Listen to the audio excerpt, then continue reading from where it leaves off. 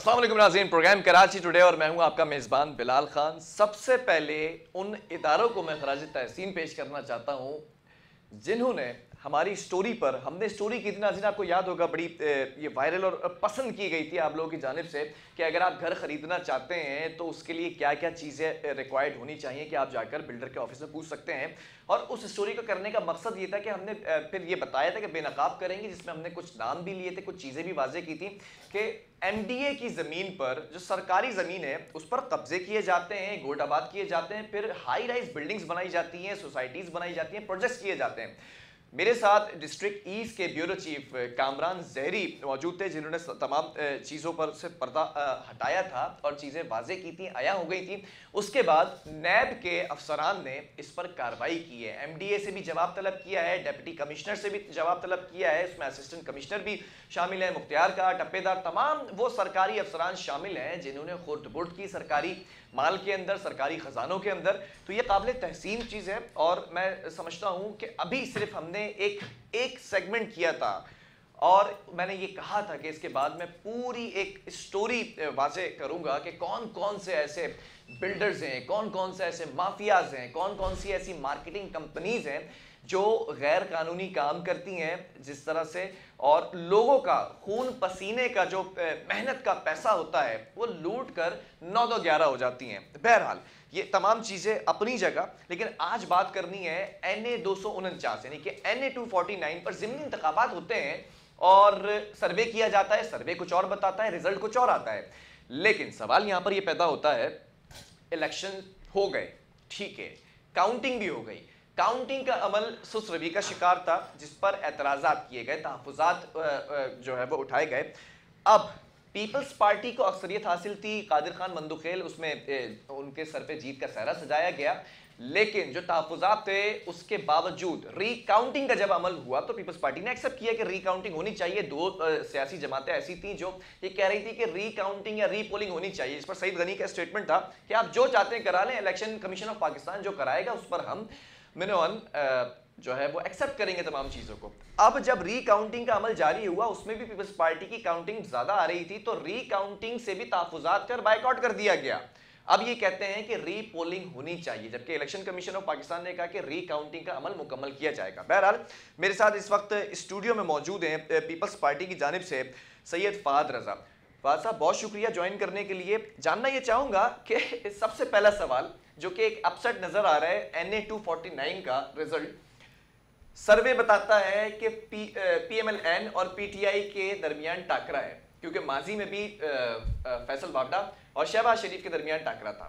ये अचानक से पीपल्स पार्टी के कौन से ऐसे काम थे, कौन सी ऐसी डिलीवरीज थी, कौन सी ऐसी क्रेडिबिलिटी थी जिसने वोट दिलाती है? बिस्मिल्लाहिर्रहमानिर्रहीम, अल्लाहुम्मा सल्ली अला मुहम्मदिन व अला आलिहि व अस्हाबिहि व बारिक वसल्लम।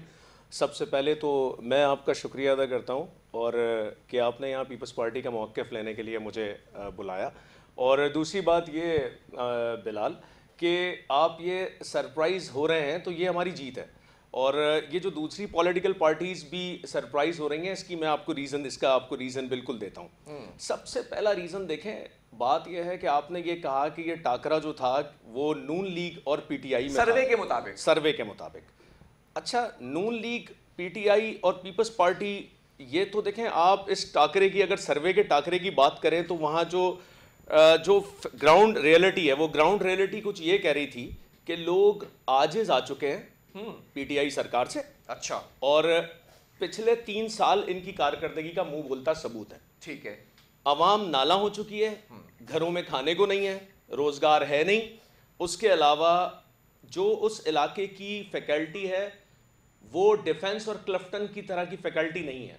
मेहनत कश तबका उस हलके में रहता है और मेहनत कश तबके को लफाजियों में 50 करोड़ नौकरियां और घर, लाखों की तादाद में तैयार घर, और वो मुर्गी से अंडे और अंडे से मुर्गी नहीं चाहिए। उन गरीब लोगों को चाहिए शहीद जुल्फ़िकार अली भुट्टो का फ़लसफ़ा, उन गरीब लोगों को चाहिए मोहतरमा बेनज़ीर भुट्टो शहीद के दौर में दिया हुआ रोज़गार, उन गरीब और मेहनत कश लोगों को चाहिए सदर जरदारी साहब के दौर की पॉलिसीज़, जहां गरीब को 2 वक्त की रोटी मैसर थी। अगर मैं उन पॉलिसीज़ की बात करूं तो पीपल्स पार्टी को ये हल्का आज क्यों याद आता है? पिछले 13 साल या फिर आपकी वफाक में हुकूमत रही, उसके बाद फिर सिंध में मुसलसल हुकूमत रही, तो इस हल्के में ऐसा क्या काम करा दिया कि जिसको मैं काउंट करूं कि हाँ भाई पीपल्स पार्टी ने इस हल्के के अंदर ये काम किया था, इस वजह से जीत गए? देखिए, आपने खुद ये कहा, अपने जो आपने इंट्रो दिया उसमें आपने कहा कि ये नून लीग और पीटीआई के माबैन टाकरा था। ये फैसल वाडा साहब की सीट खाली हुई थी, ठीक है, जो उनकी नाअहली के बाइस खाली हुई। 3 साल जब लोग आपसे एक्सपेक्टेशंस करते हैं कि तो आप उनको डिलीवर करेंगे। टाकरा था, स्लिम मार्जिन से जीते थे, 600 वोट का सिर्फ फर्क था। नहीं, वहाँ बिल्कुल होगा, बिल्कुल पीपल्स पार्टी का बिल्कुल होगा। हमने वहां पर की है मेहनत, हम ग्राउंड पे गलियों में गए इन 3 सालों के अंदर। बिल्कुल, हम वहां ग्राउंड पे गलियों में गए हैं। वहां हमने लोगों को बताया है कि जो शख्स कचरे के ढेर के ऊपर बैठकर आपसे वीडियो सेशंस करवाता था, मीडिया की टॉक शोज करवाता था, यहाँ पानी लाने की बातें होती थी। और अफसोस की बात यह है कि वो जो शख्स वहां से हारा है, फैसल वाडा साहब, उनके पास मिनिस्ट्री कौन सी थी बिलाल? पानी का ही मसला था ना उस इलाके के अंदर। देखिए, बहुत सारी चीजें लोग डैम के और उन मसाइल की बात करते हैं। ये बड़ा आप 3 साल लोगों ने देखा ही नहीं ना।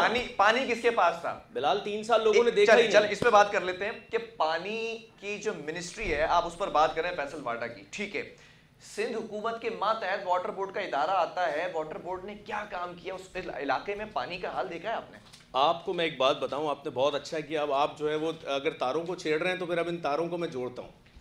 देखिए, वाटर एंड सेवरेज बोर्ड को पाकिस्तान पीपल्स पार्टी की गवर्नमेंट अब वो उस मसलहत पसंदी से निकल कर आ गई जिस मसलहत पसंदी से ओवरऑल जो कराची की सियासी सूरत हाल से जो दो चार था पूरा शहर पूरा मुल्क, वाटर बोर्ड पर हम ये कह सकते हैं कदगन लगाई हुई थी। किसने? MQM ने। अच्छा। वाटर एंड सेवरेज बोर्ड आपको बहुत अच्छे से पता है घोस्ट एम्प्लॉइज के मातहत चल रहा था। वो घोस्ट एम्प्लॉइज को ये क्रेडिट देना चाहिए हमें नासिर हुसैन शाह साहब को कि वो घोस्ट एम्प्लॉइज को रिमूव कर कर आहिस्ता आहिस्ता उन सारी चीजों को। कदगन सिर्फ वाटर बोर्ड में है क्या? हेल्थ में भी है, एजुकेशन में भी है। आपके पुराने मिनिस्टर, साबका मिनिस्टर सरदार शाह ये बताकर गए असेंबली के अंदर के घोस्ट असातिज़ा मौजूद हैं आपके दरमियान, मिनिस्ट्री से फारिग कर दिया। बिल्कुल है, बिल्कुल है। नहीं, देखिए मैं आपको बताता हूँ, चीजें इस तरीके से नहीं है। चीजें ये हैं कि अभी आपने हेल्थ की बात की, जो चीजें आपकी म्यूनिसिपल की जो फैसिलिटीज थी, मेयर कराची वसीम अख्तर साहब रहे, और ये अब मैं इन दीगर मामलात पे जाऊंगा तो फिर एंड में वो MQM का एक सवाल आ जाएगा कि जी हमारे पास इख्तियारात नहीं थे लिहाजा हम ये सारी चीजें नहीं कर सके। अब्बासी शहीद गलत था क्या? इख्तियारात थे, बिल्कुल थे। क्या हमने कब इख्तियारात लिए हैं? वाटर बोर्ड इनके पास नहीं था, सिवरेज इनके पास नहीं था। हमने इनसे इख्तियारात कब लिए हैं? सॉलिड वेस्ट मैनेजमेंट बोर्ड इनके पास नहीं था, KDA, MDA, LDA जितने SBCA छोड़ देते, रिजाइन देते। अवाम ने मुंतखब किया था। अवाम ने मुंतखब किया था, अवाम के सामने आकर बोलते अपनी मराद बोला, क्यों ले रहे थे? 4 साल बोला अपनी मराद। बिलाल, अपनी मराद क्यों ले रहे थे? तो रो कर चले गए थे आखिरी प्रेस कॉन्फ्रेंस में। वो देखें, एक मिनट मैं आपको ये कहूं कि मगरमच्छ के आंसू वाली बात हो गई तो वो भाई, अच्छा वो रोते हैं तो मगरमच्छ के आंसू। वजीर आला रोते हैं कि लॉकडाउन लगा दिया जाएगा, हालात क्रिटिकल है, वो मगरमच्छ के आंसू नहीं है। नहीं, हम तो लॉकडाउन के पहले दिन से हक में थे। हम तो ये कह रहे थे वफाकी हुकूमत को कि लॉकडाउन होना चाहिए। आज आप जब लॉकडाउन की तरफ जा रहे हैं तो वो मुल्क की सूरत हाल को देख के ही जा रहे हैं ना। ये शुरू में हमने इसको नजला कहा था, हमने इसको आम नजला कहा था, हमने तो उसको सिंसियरिटी से लिया था, हमने तो उसको आम नजला नहीं कहा ना। हम तो पहले दिन से इसको कह रहे थे कि वो एक अलग डिबेट चली जाएगी। मैं राशन पर भी आऊंगा, फिर बहुत सारी बातें। मैं चाहता हूं कि NA 249 पे वापस आ जाएं। NA 249 के अंदर, इस हल्के के अंदर पीपल्स पार्टी ने क्या काम करा है? सबसे बड़ा मसला पानी का था। चले मैं मेयर के इख्तियारात, मेयर को मिलने वाले फंड्स, उनसे भी बालातर होकर आगे बढ़ता हूँ और बात करता हूँ 3 साल अगर मैं बात कर लूँ तो वाटर बोर्ड का इदारा तो आपके पास ही था ना। आपने बताया कि आपके पास ही मातहत है। फिर अगर मेयर चले गए तो फिर एडमिनिस्ट्रेटर जो थे, डिस्ट्रिक्ट एडमिनिस्ट्रेटर बना दिए गए थे, डेप्यूटी कमिश्नर्स। तो क्या काम किया इस हल्के में? देखिए, जहाँ तक रही ब्यूरोक्रेसी की बात, डिप्टी कमिश्नर्स और म्यूनिसिपल कमिश्नर ये ब्यूरोक्रेसी में आते हैं। हम ये नहीं कह रहे कि क्या किया इस हल्के के अंदर, क्या नहीं किया। हम आवाम के पास गए हैं, हमने आवाम को बताया है कि 3 साल आप लोगों को जिन लोगों ने डिलीवर नहीं किया वो लोग कौन थे, और आवाम को बताने की जरूरत नहीं थी। वो प्रैक्टिकल देख चुके थे। आवाम ने पूछा नहीं कि बात भी वो कर रहा है कि 3 साल वाले लोगों की बात कर रहा है जिन्होंने 13 साल 12 साल में कुछ नहीं किया। उस इलाके से ये सीट हमारे पास जो आई है, ये सरप्राइज है ना, ये सरप्राइज है ना। जिस वक्त हमसे कहा गया, एक चीज मुझे बात करें यहाँ पर, MNA क्या उसके पास इख्तियारात हैं कि वो वाटर बोर्ड की लाइंस भी डाल सकता है, पानी के मसले भी हल कर सकता है, सड़कें भी बना सकता है, सीवरेज का निज़ाम भी दुरुस्त कर सकता है, कई तमाम इख्तियारात एक एमएनए के पास है। एमएनए ने ये पूछे ना, आपके एमएनए ने कितनी पीसीज अप्रूव करवाई, कितने AA सैंक्शंस करवाए? फैसल वाडा साहब थे ना, आप सबको छोड़ें, वो शख्स 3 साल के अंदर उस इलाके के अंदर आए, वफाक से कराएगा ना, तो वो वफाकी वजीर थे ना, वो तो वफाकी वजीर थे ना। सिंध हुकूमत 18वीं तरमीम के बाद, ये बात प्रोविंशियल सुवरेनिटी के जुमरे में आती है कि 18वीं तरमीम के बाद सिंध हुकूमत ने करना है। 100 अरब रुपए का बजट क्यों लेकर आए थे आप कराची के लोगों को बेवकूफ बनाने के लिए? कहां गया? सिंध हुकूमत का अपना बजट नहीं था कि यहाँ पर सिंध हुकूमत तो अपने बजट में काम कर रही है, काम कर रही है। मुझे ये रिजल्ट जो आया है, मुझे उस हल्के में काम होता, देखिए कोई एक काम बता दें चलें। देखिए उस हल्के का काम तो अब नजर आएगा, उस हल्के का काम तो अब नजर आएगा आपको। अच्छा, ये कुफ्र टूट गया कादिर खान मंदो नहीं, ये पब्लिक ने रियलाइज किया, ये वहां के लोगों ने रियलाइज किया। कादिर खान मंदोखेल साहब को लेकर आना बिलावल साहब पर एतमाद है। अच्छा, ये बड़ी अच्छी पॉलिसी है कि अगर जीत जाए तो काम करेंगे, नहीं ऐसा वरना नहीं। अगर जीते नहीं तो उस हल्के में काम ही नहीं करेंगे कि एमएनए दूसरी पार्टी का। नहीं देखें, ऐसा नहीं है। आप मुझे बताएं, federal B area, new Karachi, north Karachi, इन इलाकों में पानी नहीं आता? इन इलाकों में कुछ और मसले मसाइल जो हैं जहां पर हमारे एमपीएज नहीं हैं, जहां पर हमारे एमएलएज नहीं हैं, पूरे कराची के अंदर है, ओवरऑल है ना। देखिए वो K3 और K4 की लाइन, वो मंसूबा वो पेंडिंग में चला गया था। उसके बाद वो हमारी वजह से नहीं गया। अच्छा, वो हमारी वजह से नहीं गया, ये आपको खुद अच्छे से पता है। सारी चीजें देखें, मीडिया में ऑन रिकॉर्ड ये सारी चीजें मौजूद हैं। अब तो खैर वफाक ने ओन कर लिया, अब देखते हैं क्या काम करते हैं। लेकिन जब तक मुश्तरका तौर पर आप लोगों के पास भी था, क्या काम हुआ उस पर? वो कहते हैं रूट इतने अरसे में क्या बनाया इन्होंने, क्या किया? वो जो जब उसका एनालिसिस किया गया तो तमाम चीजें गलत थी।